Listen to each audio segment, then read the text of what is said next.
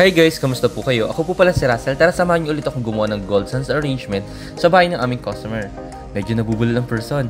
At ayun nga po, ang customer po namin ito ay taga Pujaira at kami naman po taga Marba. Nakakatuwa lang, kami po ang napili niya para mag-ayos po doon sa bahay ng kanyang kapatid. Dahil nga po ikakasal na po ito. Ito pong ginagawa po namin ay gold sun arrangement po ito. Traditional po ito dito sa UAE na kailangan po ipakita niya po lahat kung ano mga binigay niyang gold doon po sa kanyang mapapangasawa.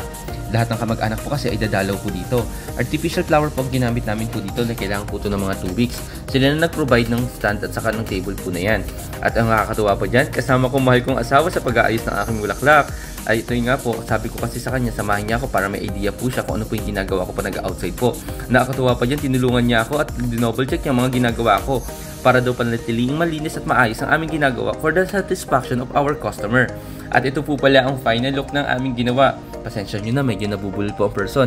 At ayun nga rin po pala sa mga followers namin at sa mga kaibigan po namin na gusto magpa-shoutout. Message nyo lang po or comment nyo lang po yung pangalan nyo at location nyo. Kami na po ang bahala po dyan. Maraming salamat po sa panonood at pag-like ng aking video. Huwag na huwag po kayo magsasawa. Lagi kayo mag-iingat. Maraming salamat. Bye-bye!